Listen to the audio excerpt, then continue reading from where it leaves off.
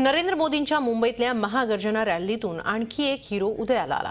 तो म्हणजे मुंबई भाजपचे अध्यक्ष ॲडव्होकेट आशिष शेलार। मोदींच्या हायटेक रॅलीला रेकॉर्ड ब्रेक गर्दी जमल्याने आशिष शेलार यांचा राजकीय आलेखही उंचावलाय।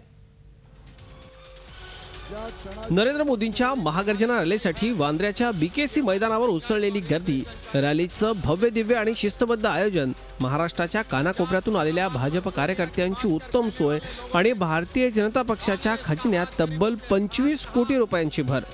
मुंबई भाजपचे अध्यक्ष आशिष शेलार यांनी पक्ष नेतृत्वाने सोपवलेली जबाबदारी उत्तमरित्या पार पाडली। मोदींच्या रॅलीच्या आयोजनाचं शिवधनुष्य यशस्वीपणे पेलून दाखवलं। विविध भाषांवर आशिष शेलार यांचं चांगलं वर्चस्व आहे। त्यातही ते ॲडव्होकेट असल्यामुळे त्यांच्या मुद्द्यांमध्ये एक अचूकपणा असतो। त्याचबरोबर प्रमोद महाजन यांच्याप्रमाणे समाजातील विविध स्तरांशी असलेला त्यांचा दांडगा जनसंपर्क ही आशिष शेलार यांची जमेची बाजू म्हणावी लागेल। गेल्या 41 वर्षांच्या कारकिर्दीत तळागाळातून उदयाला आलेलं नेतृत्व म्हणून शेलारांकडे पाहता येईल। मूळचे सिंधुदुर्गातले असलेल्या शेलारांचा जन्म गिरण गावातल्या चाळीत झाला, पण लहानपणीच ते वांद्र्याला राहायला गेले। शालेय जीवनातच आशिष शेलार यांची नाळ राष्ट्रीय स्वयंसेवक संघाशी जुळली। अखिल भारतीय विद्यार्थी परिषदेच्या माध्यमातून विद्यार्थी आणि युवकांशी निगडीत प्रश्नांना त्यांनी हात घातला। मुंबई युवा अध्यक्ष, उत्तर पश्चिम जिल्हा अध्यक्ष आणि मुंबई महापालिकेत नगरसेवक अशी पदं त्यांनी आजवर सांभाळली। मुंबई महापालिकेत ते भाजपचे गटनेते होते।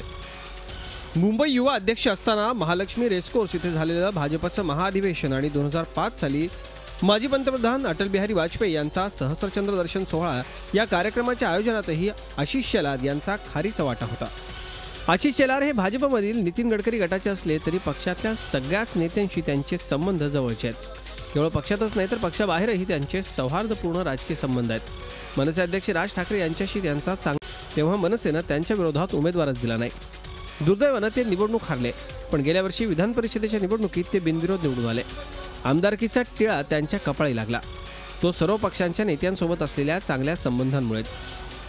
मुंबई भाजपचं अध्यक्षपद मिळाल्यानंतर त्यांनी जुहू चौपाटीवर छटपूजा करून दाखवली। त्यावेळी मनसेनं कोणताही वाद निर्माण केला नाही। याचं श्रेय जातं ते शेलार आणि राज ठाकरे यांच्या माधुर्यपूर्ण संबंधांना। राज ठाकरेंची राष्ट्रीय स्वयंसेवक संघाच्या नेत्यांशी भेट घडवून आणली ती देखील शेलारांनीच। भाजपचे नेते असोत, कार्यकर्ते असोत, उद्योजक किंवा व्यापारी अथवा सामान्य माणूस असो, सगळ्यांनाच सहज उपलब्ध होणारा नेता म्हणजे आशिष शेलार। भाजपचा हा नवा मराठमोळा चेहरा।